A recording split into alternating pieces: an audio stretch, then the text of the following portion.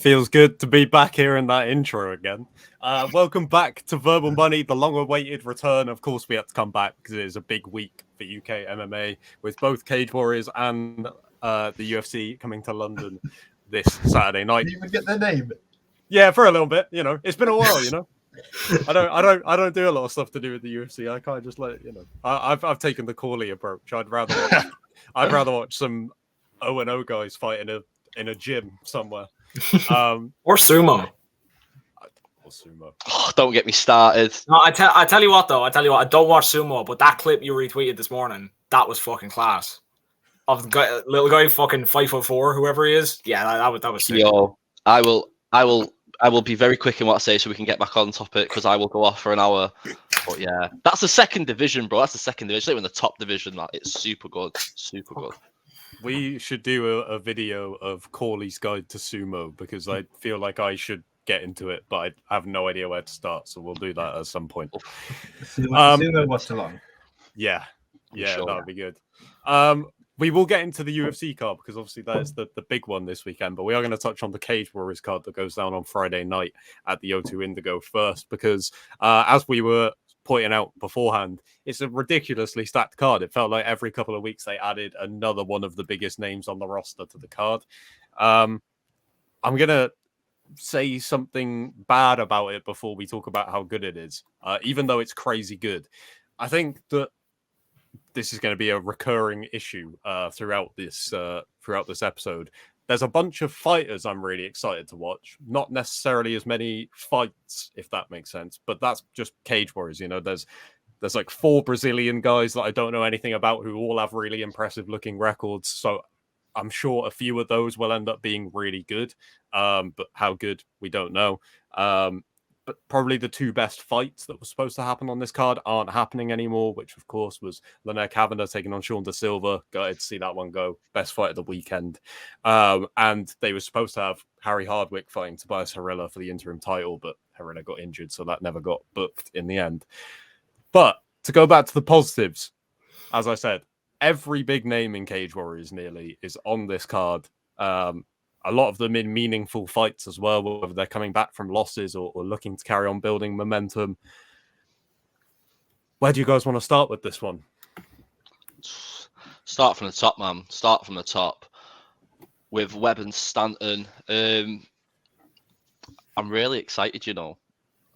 I don't know. I'm really buzzing. James Webb has looked like a killer in the gym at the moment. He's been looking really good. But hasn't Stanton looked dead good as well? Do you not think recently? Like, what did he do? He beat Darren Stewart, took a little loss in the PFL, but we'll swerve that under the rug. He come back to FCC, won the title, beating Hayder Khan, comes back to Cage Warriors again, beats Will Curry. No one expected that to happen. Let's not start pulling it now. No one thought he was beating Will Curry. He did it in good fashion, and now he's back against Webb. I think it's going to be a banger. I think it's going to be an absolute banger. Yeah. And Webb looks really good against Mick Rory as well, so comment up to Sava muy bien. Who is going to win? I don't know. But it's going to be good, though. Yeah, I think it's going to be good. Obviously you mentioned Mick Stanton. That Will Curry fight was just super impressive to me. And since then I'm like interested to see where he would go next, because obviously that's a big scalp in Cage Warriors, Will Curry. He's like a big prospect. He was favored in that fight. Mick Stanton managed to get the decision, a clear decision win as well. And yeah, I'm interested in this fight for sure. Webb trying to win the Cage Warriors belt back as well. Yeah, for sure. There's a bunch of, like I said, the names on this card. Like some of the guys here always get amazing reactions in Cage Warriors. Like that's what's, I think, the biggest selling point is if you kind of want a who's who of Cage Warriors right now, this is a good one to tune into because you got John Vucenic, who always gets a crazy reaction in London. Like him being on these London cards is just a given at this point. Morgan Charrier, like, still gets a crazy reaction. You know that there's going to be a bunch of traveling French fans for that one. Luke Riley, having watched Luke Riley's last fight in person in Manchester, it might be the best fight I've ever seen live. Like, outrageous. I really hope that he gets to I think he will, but I really hope he gets to a UFC level because I think he can become a really big name for those UFC London cards that obviously everyone kind of strives towards that is in Cage Warriors at the moment.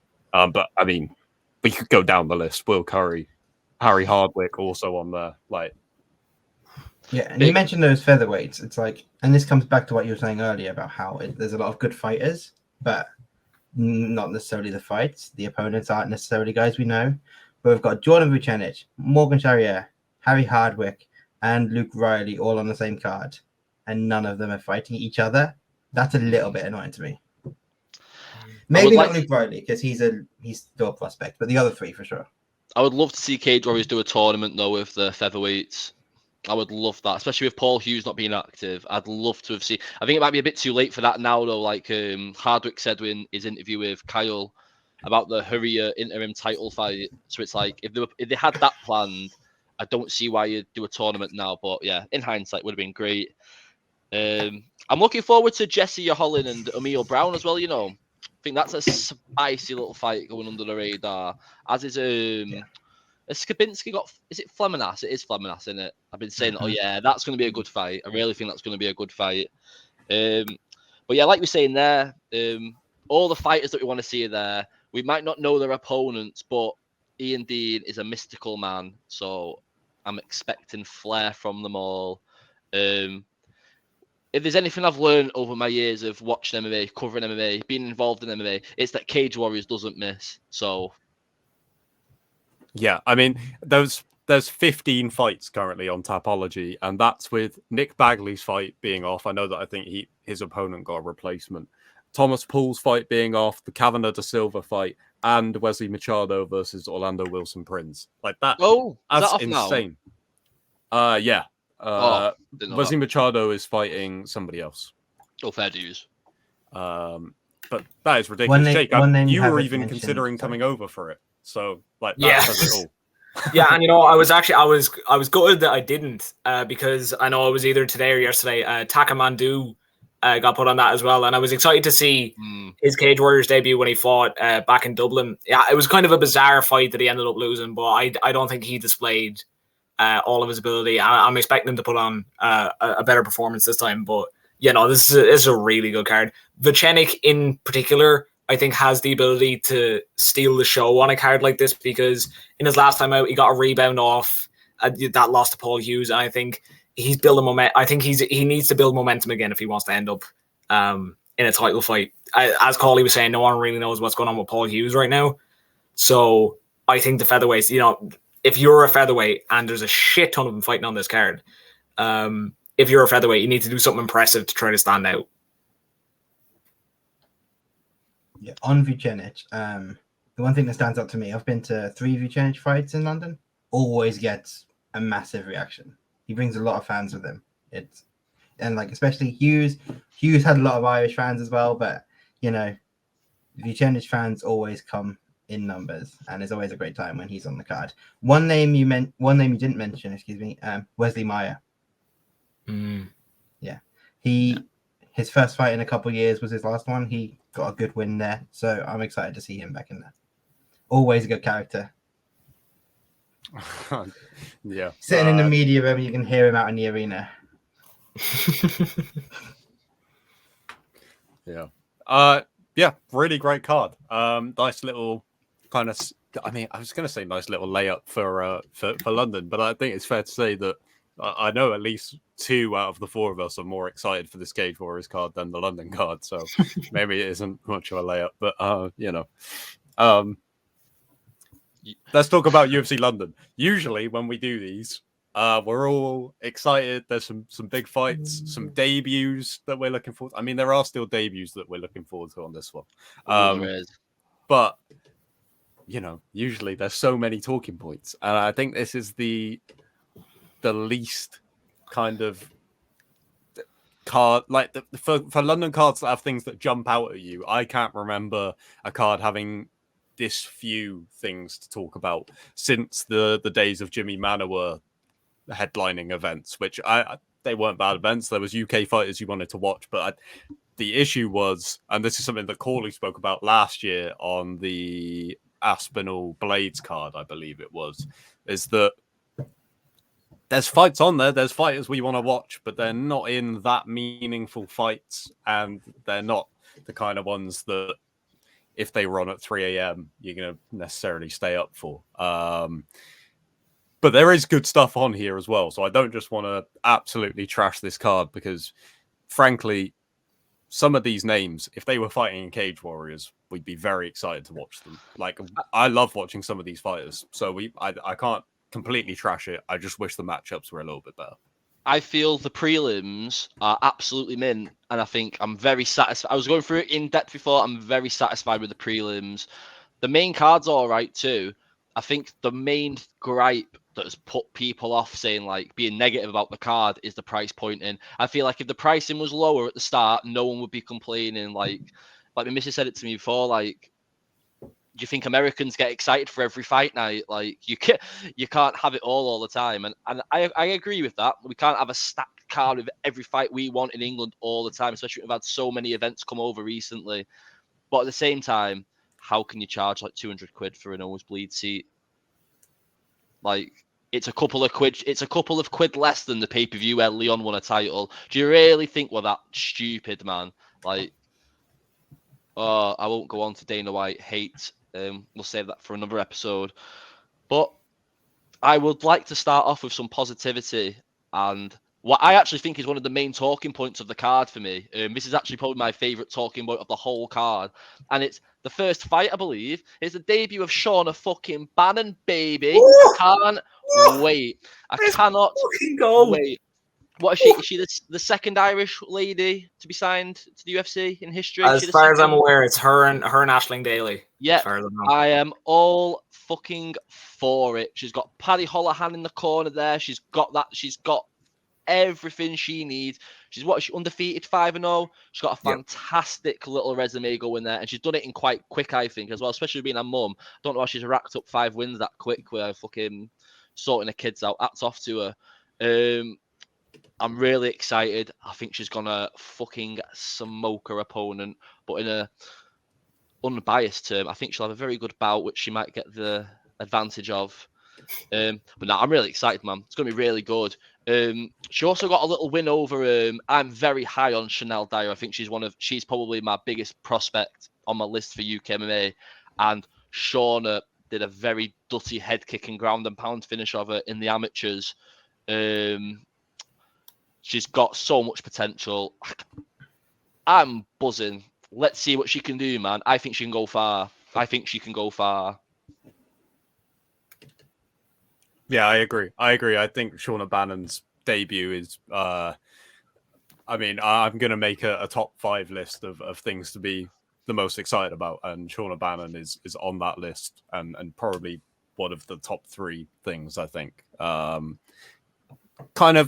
think probably has gone under the radar for anyone who isn't invested in UK MMA. You know, I haven't seen anything massive about it, but it feels like quite a big deal. Maybe that's just because I follow a lot of Irish MMA journalists. I don't know. I was going to say you have to salute and a big shout out to Severe MMA and everyone that does it, because the Irish MMA media are flawless. They're just flawless. You can't. They're just at this level. They're just at this level up here. I can't even go off my camera, so you won't see, but they're up here, and every single level of MMA, from the absolute grassroots to the most professional, is covered from them. And salute, man. Salute. We could all be like Severe MMA. Wow. Oh, wow. I just didn't expect this much positivity from you. Even if it's about Severe and not UFC London. I'm trying to stop being negative, because it's not fair on the athletes that, you know, kill themselves for our entertainment. No, but that's your brand. About it. That's our selling point for you. Peace and love, baby. That's my new one. Peace and love. Wow. I don't even like violence. Peace and love. Yeah, once we get onto the main card, I feel like it's tone might change. This is Violent Money, but we're rebranding to Victorious Mindset now. Just decided. No more violence. You get that clear with Nathan, yeah? I would just also like to clarify let's not talk about this any further. Let's not mention anything else. Oh. Um, The other debut, I guess it feels right to go that way with this. You've got another UK heavyweight fighting on the same card as a UK heavyweight. What are the chances of that with Mick Parkin making his debut? My favorite thing about talking about Mick Parkin's debut, as I spoke about with him, is that for ages, getting heavyweights to train with in the UK was like not doable. Like I remember when Tom was coming through Cage Warriors and he was having to go and find people in Europe to train with. And now it's just so happened that he is able to train jiu-jitsu with Paul Craig, wrestling with Phil DeFries, and striking with Tom Aspinall. I don't know how he's been able to assemble the UK big lads Avengers, but he's done it. And I hope that it goes well.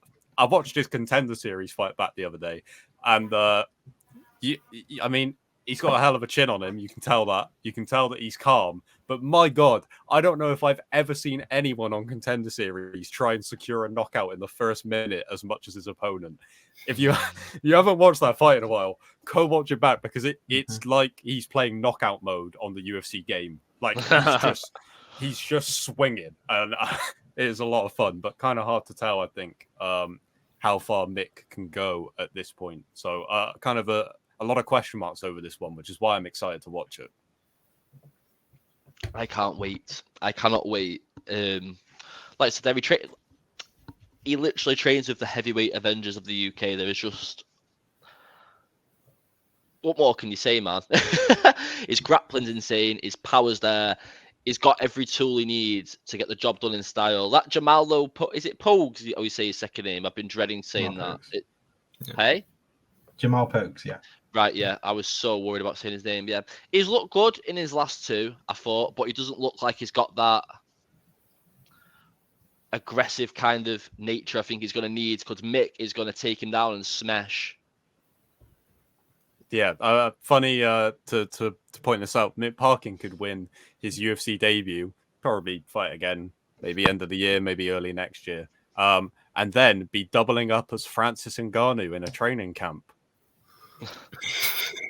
It's gonna happen. We're gonna will it to happen. The fighter of the year is gonna face the lineal heavyweight champion. I think Phil's gonna win it again. I'll be honest with you. Going 10 in a row. It's more credibility this year than last year. He's gonna win it again this year, ain't he? Yeah. Got to. If they announce Phil DeFries versus Francis Ngannou, he's 3 times in a row. We'll just stop doing the award and call it the Phil DeFries Award. The Phil DeFries Award. The Big Phil Award. Big Phil Award. I love it, man. But no, I'm really buzzing for Mick Parkin, man. I'm excited for Mick. I remember seeing him on the Contender Series. He seems like a sound lad as well from that interview. Oh, man. That just makes fights so much more intriguing. Do you know, like if there's a fella who's like, you know, he's a good fighter, but he's also sound. You want to watch him. It's just it adds. It's the Hardwick effect, I think. You'll love the Hardwicks, like, for example, so much. You don't want him to even get punched. You're like, oh, fuck, is he going to be all right? Do you know what I mean? I'm actually like, I remember watching him at York Hall, and I've never been so concerned for a person's well-being in my life. I was thinking, shit, is he all right? Like, you got scuffed a bit there, you know, and then he knocks someone out, and I think, fair dues, he's not bothered. But my heart's out here, you know. Yeah. Peace and love. I feel personally offended if people, like, are criticizing George Hardwick before the Contender Series. It offends me. When people are like, who is this man? I thought, like, don't you disrespect. It's like treason, isn't it? It's like UK MMA treason going against the Hardwicks. Won't have it. Won't have it. I feel like it's all right. Most people at this point know, I feel. Most people know how good he is, and they're going to find out in August. They'll find out when the smell of Parmo was waking them up after they've been put on their ass. Chinny ching. When I didn't even realize his fight is only like a month away. Oh, Jesus. Yeah, Contender Series starts soon. Hardwick's going to the UFC. It's going to get good. Speaking of Contender Series, someone coming to the UFC, Chrissy Duncan's back. Oh. Chris Duncan is back. I thought you were going to say Owen Elliott and plug my stream, but it's fine. Oh, No, Now it's been plugged. It's been plugged now. We should have plugged that before. Yeah. Yeah. Another person Chris making their Duncan, that's a great contender matchup debut. against Yanal Ashmus. It's been good. I mean, Duncan's been a top team, hasn't he, with like Dustin Poirier and all them lads smashing it.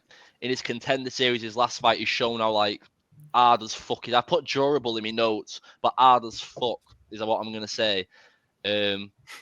And it's exciting, man. I love Chris. I love Chris Duncan. If you haven't already, checked the picture in those VM ones because they're very, very nice. You want to check them shots. Man. Tell me you don't look good fighting in VMs. Ask Matty Byfield. Ask Darren Stewart, man. They are the plethora of comfort. I don't know if plethora is the right word, but I've said it now. It is the beautiful shorts. That's George Hardwick. Yeah, but exactly. But I don't know where I side in this fight because is it Yanal Ashmus? He is one tough cookie, man. What he did to Sam Patterson was frightening. And whilst I like Chris and he's hard and he can take the shots, can he take 3 rounds of them shots like he did in the last one? I don't know if he's going to need to take 3 rounds of it because based on that last fight, if Ashmus hits him, he's fucking going down. I know, and that's not against Chris. Like Chris is tough as fucking nails. That's the only thing swaying me because Chris is tough, but so was I'd have said Sam Patterson's just as tough. And that was one of the rare times where I got a little bit uncomfortable watching MMA because he just wasn't okay. And he wasn't.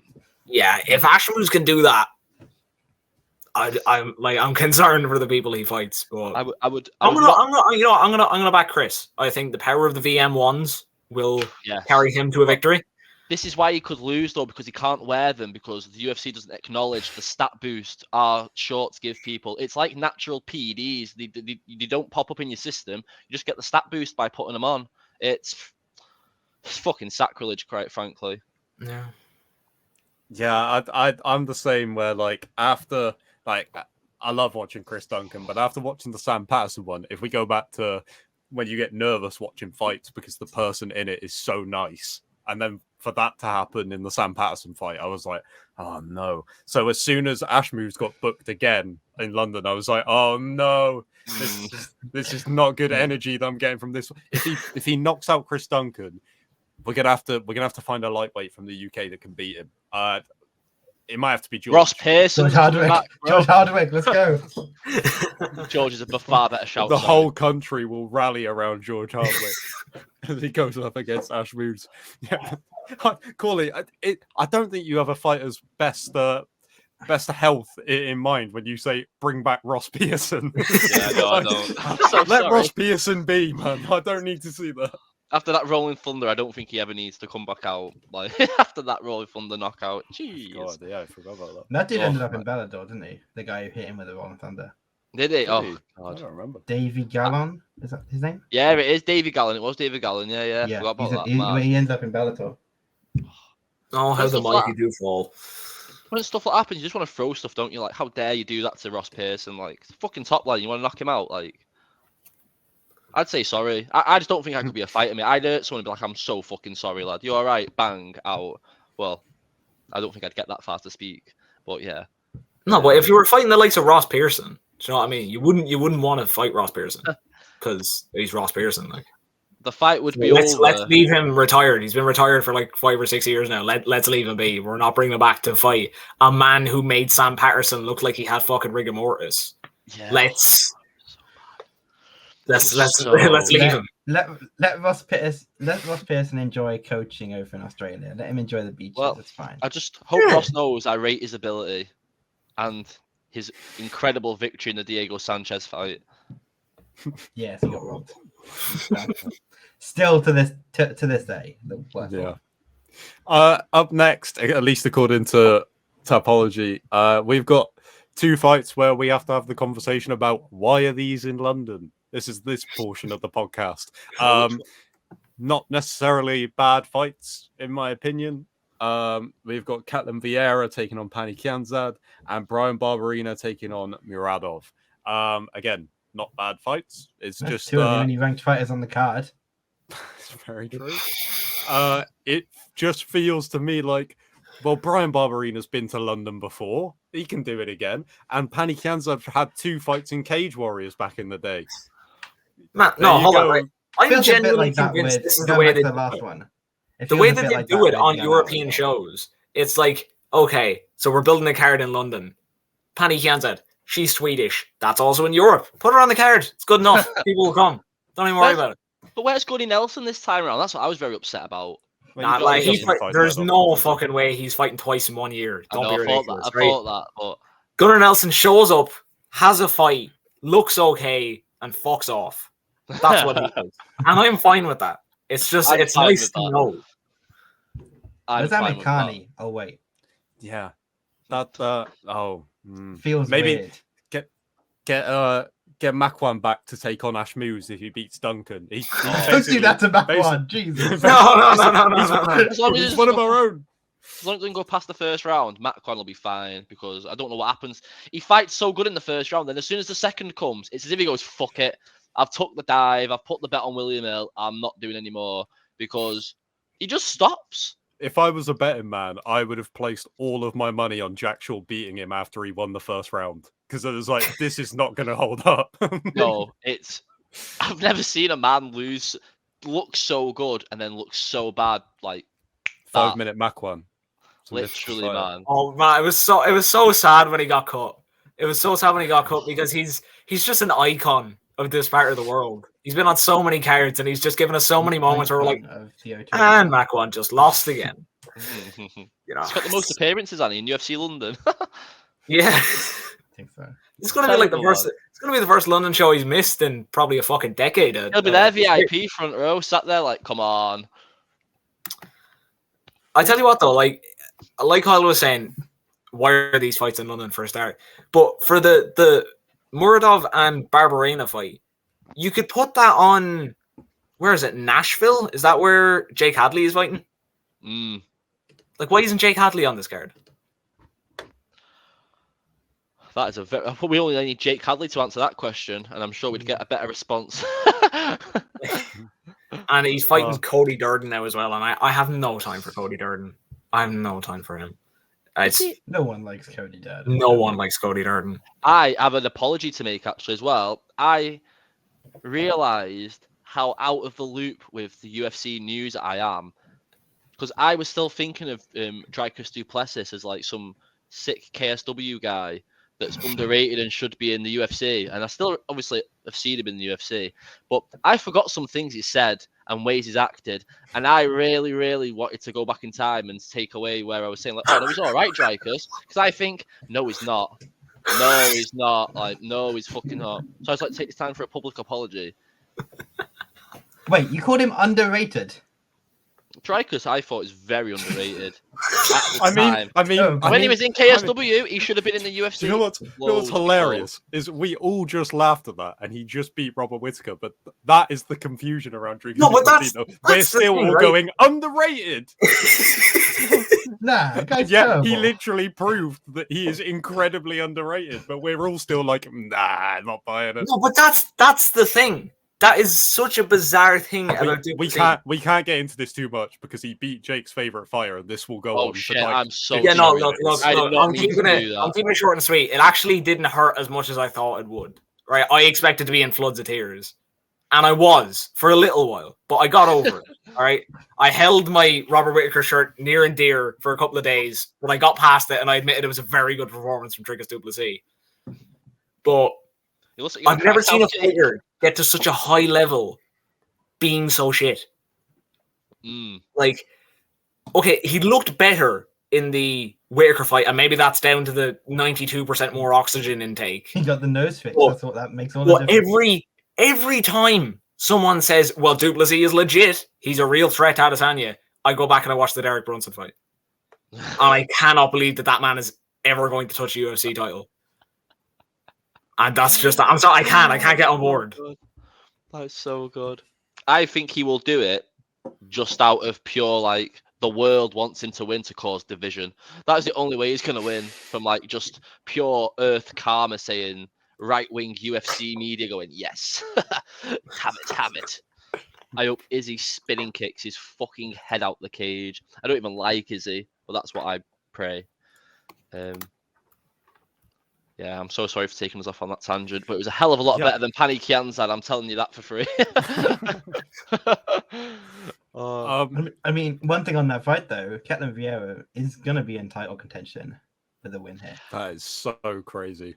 And yeah, it's the 4th fight on at the O2 in London. What rank is Vieira now? 4th. I'm sure she's been ranked number 4 for about 5 years, and she's just not moved. Because I'm sure there was a point I was saying to people, even in the full mount days, I was saying like, "Oh, she'll challenge for the title soon," and she's still fucking not. Like, did she beat Holly Holm or something like years ago or something? I thought that would have automatically made her like the greatest woman of all time. How they treat her. I reckon it's time to revive some interest in the women's bantamweight division. You've got 4 people. I was going to say deserving of a title shot. That's a bit of an overstatement. You got 4 people in title contention at the minute, right? And this is presuming that Vieira wins. You've got Vieira. You've got Mayra Bueno Silva. You've got Raquel Pennington. You've got Juliana Pena. Tournament. Winner wins the belt. That's the only way anyone's watching those fights. I agree that there should be a tournament, but I don't want to watch any of those fights is the issue with Yes. I understand your point. I will take no Juliana Pena sacrilege on this channel when Campbell McLaren is such a loving person towards us. I will not accept this. I will not tolerate this. She got 50-43'd. No, and then said that Nunes was ducking her by retiring. Like, what a bizarre turn of events. It's because, yeah. That's like Calvin Cater turning around and saying Max Holloway is ducking the rematch, bro. He's ducking me. Josh Emmett comes around after getting 50-42. Tapori, you don't want the smoke again, lad. Oh, man. Don't even talk about for that reason, and I apologize, Campbell McLaren. For that reason, I think the title shot fight should be, and we're on a major tangent here. I want Raquel and Mayra. I do not want Juliana in that title fight. You can't get a title fight after losing 50-43. You shouldn't be able to. Unless you 50-43 someone else. Like, you shouldn't be able to. It evens things back up. Yeah. If you ever get 50-43, that's it. You're done. You need to kill a man if you want to get back. Split decision with dueling 50-43s, then you can maybe. That's the path we're headed down at the minute. Yeah. Adelaide Bird, Saudi Amato, and Chris Lee. Lad, Adelaide Bird. Fucking 10-9 Jalen Turner in the 3rd round against Dana. The only debate in that round about the scorecard is whether or not it's a 10-9 or a 10-8 for Hooker. Actually, I can. Who's next? Mark G. Casey. It's London, of course. Of course he has to fight. I feel like we could probably just copy and paste what we said about Mark G. Casey last time with this one. I don't feel like there's a whole lot else to talk about this time around. I think he's like watching the second coming of Christ at times at the moment, Mark Diakisi. He is just... That's really high praise. Like, don't get me wrong. I like a bit of technical Mark G. Casey every now and then, but... I like my D1 wrestling, but I wouldn't have gone that far. I have loved watching Mark Diakisi recently. Like, I loved him anyway, then I faded off, fizzled off a bit, I thought, meh, and then I've come right back on him. I think McKay lost to Michael Johnson. I hope he bounces back real hard, fam, because I love Mark Diakisi. Shout out Heavy Duty Fight Management. No shameless plug there. But I think he's going to get the job done.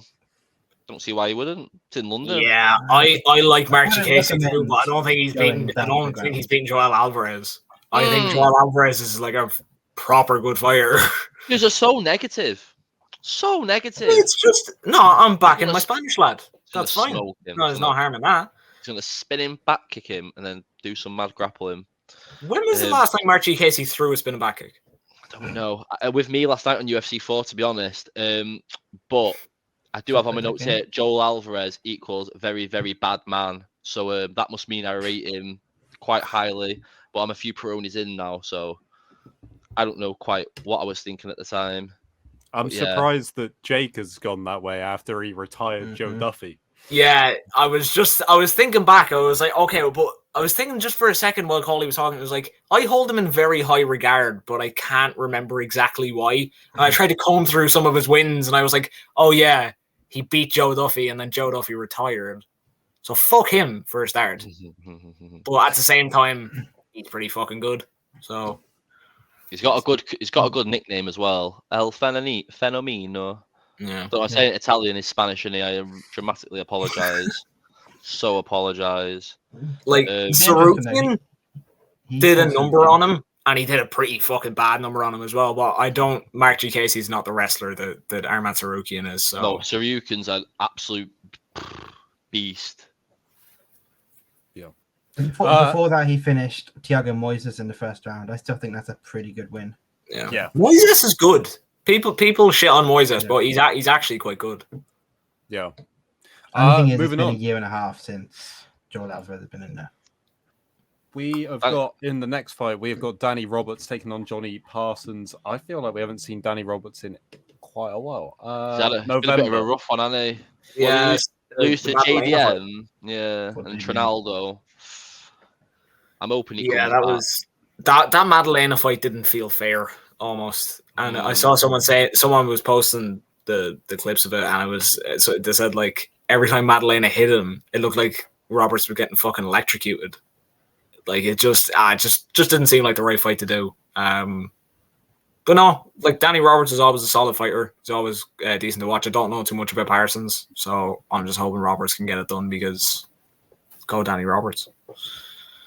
Yeah, I think having this and Davy Grant one after the next should be should get at least one highlight reel moment out of those two fights because Danny Roberts, he's had some tough losses, like some really bad ones, I think. Which the Michel Pereira one was bad. Heavy that was a heavy one. But again, to be fair, when you look at the losses to Michel Pereira and JDM, they're two really good guys now. They're two ranked guys. So while it's like, okay, he got finished quite emphatically, but they're top 15 guys in the world. So I don't think it takes too much of a stock away. Also, because both guys like known for being early in the fight knockout artists. Yeah, and when you look at someone like Danny Roberts as well, you're not thinking like, oh, those fights drop his stock as like a title contender because that's not what Danny Roberts is. Danny Roberts is a shit ton of fun when he fights, so that doesn't really matter. Danny Roberts comes in, he has entertaining performances, he gets the bag, and he leaves, and that's just kind of where he is. There's nothing wrong with that. It's better than any of us are going to get in the UFC. So he had a banger fight against Mike Perry at the UFC 204, the card behind me. Yeah. Banger fight. Unfortunately, he got finished in that one too. Got robbed the fight of the night on that one as well.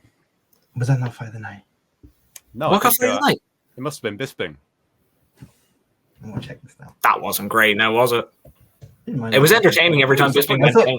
Pretty good title fight, but yeah. But Perry versus Danny Roberts is an absolute banger. Mike Perry versus everyone is a good fight. I mean, yeah. Mike Perry versus MVP 2, anyone? I was about to say that. Where are we doing it this time? Bare knuckle? No, Misfits. Oh. Wait, what? What's happening? No. I could see MVP doing a bit of the Misfits though. Yeah, because he trains with KSI, doesn't he? Yeah. Yeah. So yeah, I wouldn't be surprised to see him go on and fight Mike Perry on Misfits or fight Darren Till on Misfits. Doesn't David Hay manage MVP as well? Another bit of a mad one's throat there. I'm sure David Hay manages it. He did back in the day. I don't know if he does now. I was just going to say that. I'm still so surprised he's not gone into boxing after that little weird venture he had. In fact, I'm not surprised at all. He had a couple of nice finishes. But against? On Dave. Yeah. On Dave, the channel. Oh, I thought you meant that's who he fought. I was like... Just Dave. Just Dave. Nah, bro. If you're fighting on Dave, I think your career might be over. That's just me. If they're showing repeats of Mock the Week and Top Gear after your fights, I think it might be time to hang it up. It's going to be announced in the next few days. Michael Van Page signs exclusive deal with Dave. I'd rather fight on Dave than on Rumble. I'm just saying. I'd rather fight on Dave than ITV and the BBC. Like, why not? Is Dave not ITV or BBC? Or is that I don't- its I own hope thing? no, it's gold. I think Dave's like gold. Yeah, That- gold yeah, UK, thing. it's UK TV, so it's like gold and Yeah, Dave. yeah. And gold's got only fools on, Jake. So So I don't know how we got to this. I from love this Danny tangent. MVP Roberts. for I Dave, love this lad. tangent. MVP for Dave. How did we get from Danny Roberts to who owns Dave? You may clip this. Clip I'll this. tell you why. Because the next man we're This talking is about getting is clipped. it's Davy Grant. Oh, lovely The only transition. reason we were talking about him. The main man. Like it's like we planned this. You know, You know what? I have so much respect for Davy Grant because there's not a lot of fellas that can pull off Davy. There's a lot of lads that are Dave or David. Not a lot of lads can pull off Davy, but Davy Grant does. Davy And Grant's you know the what? man. Davy Grant's a fucking animal as well. Devious Davy Grant. That's how I refer to him personally. Devious love- D. Devious I love Davy. the video His of him. nickname's dangerous. You don't need to make one up for him. Yeah, no, but it's my one personally.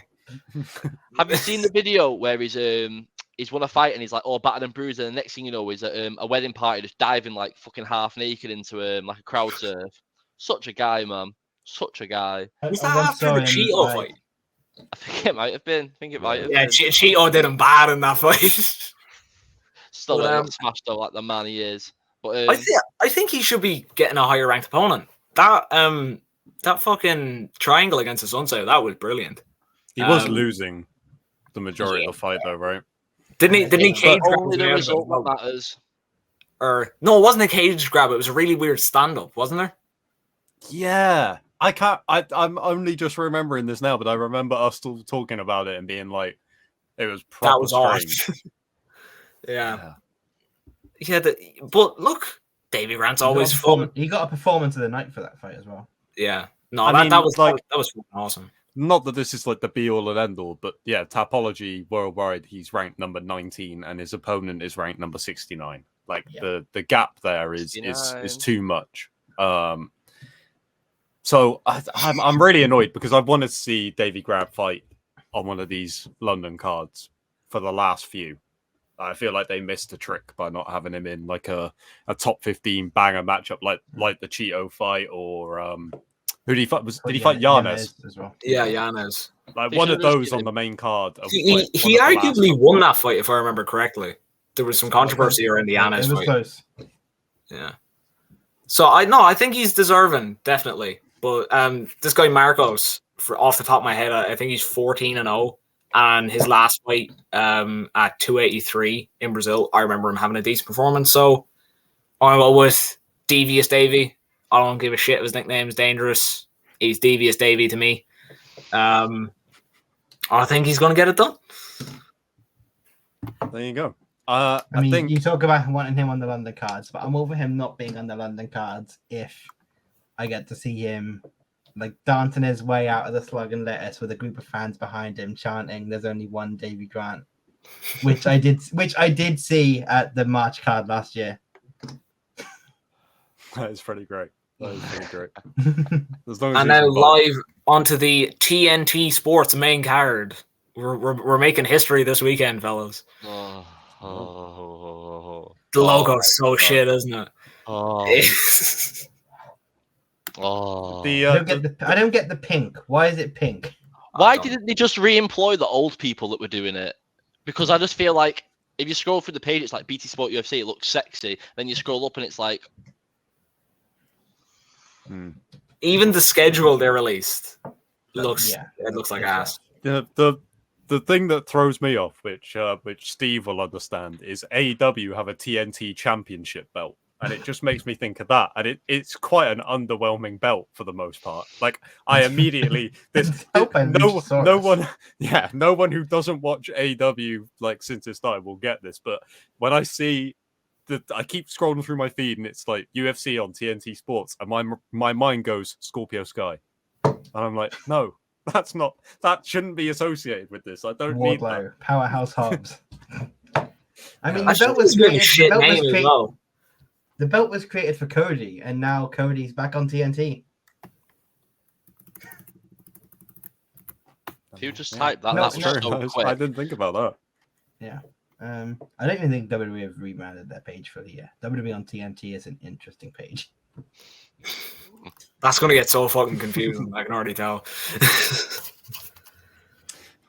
Opening up the TNT Sports main card, This is a great fight. is Lerone Murphy, who I feel like is going under the radar, and I don't really know why. But when I do a top 5 list, Lerone Murphy is going to be right up there because I absolutely love watching Lerone Murphy. And if I was going to pick, there's maybe one other for contender of best fight on the card, but this one is one of the 2 picks for me.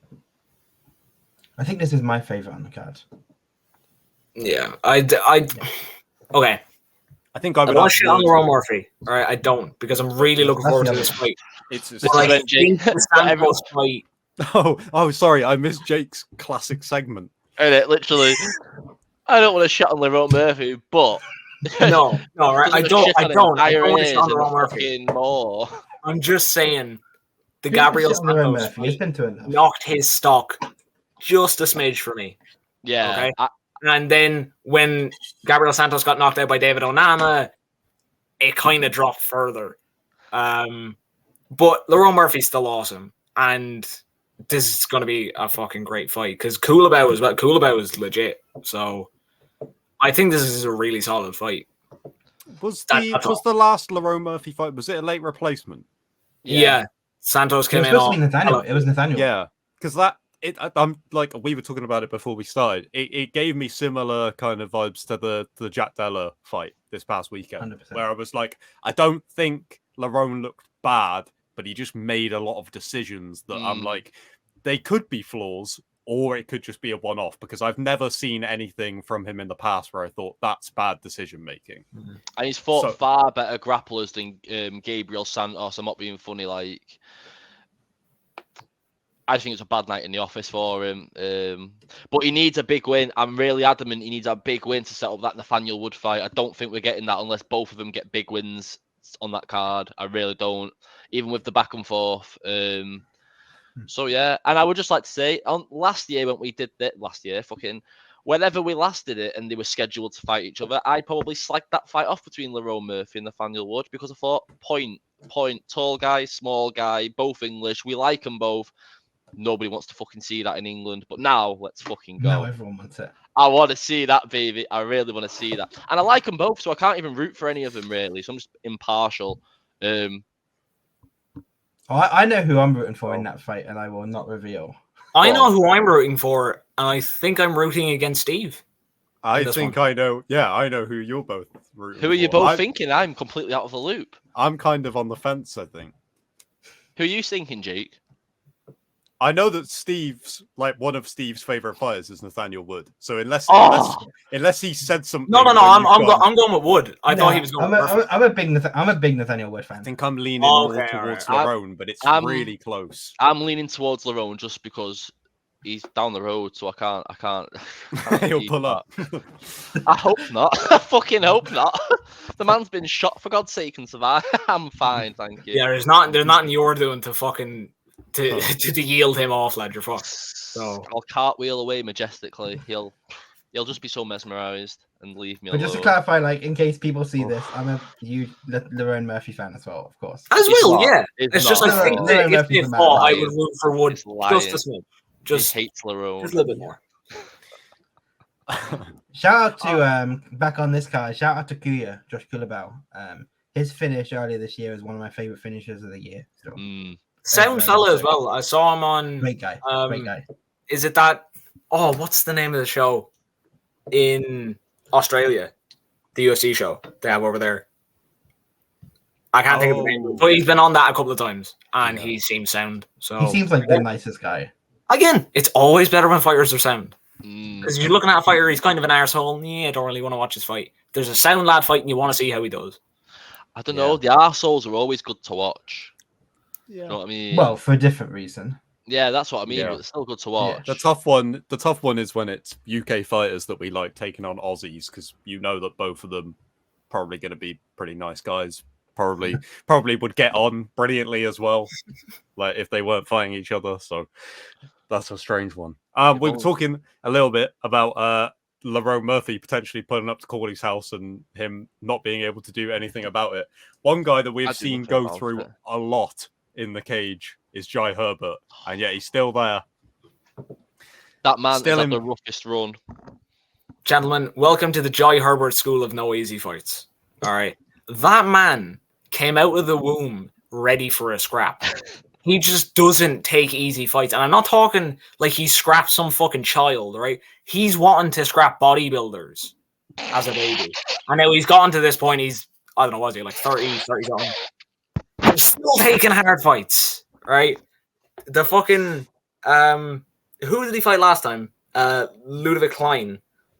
The whole thing about the knee that was either on the hip or in the balls or whatever it was, that was odd. So you can kind of brush that one aside. That was a draw. He's getting back in. Faraz Ziam, good fighter. Good fighter. It's going to be a solid fight. I think Herbert gets it done. But either way, he's going to fight his balls off because he's Jai Herbert. He's the Black Country Banger. And he's just there to fuck people up.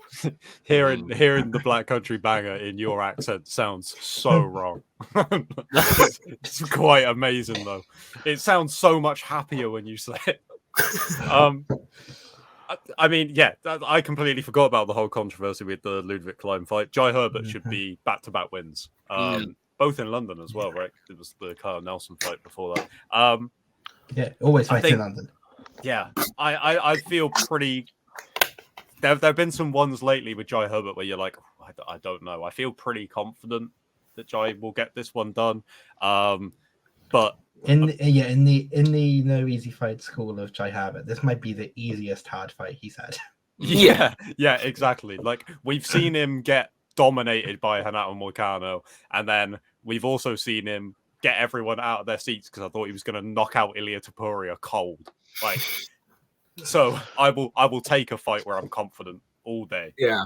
No, like again, as Steve was saying, it's probably the easiest fight of his UFC run so far, but it's not Kyle Nelson. It's that Kyle Nelson. Oh, Kyle Nelson. Kyle Nelson. You know what? That's probably all right.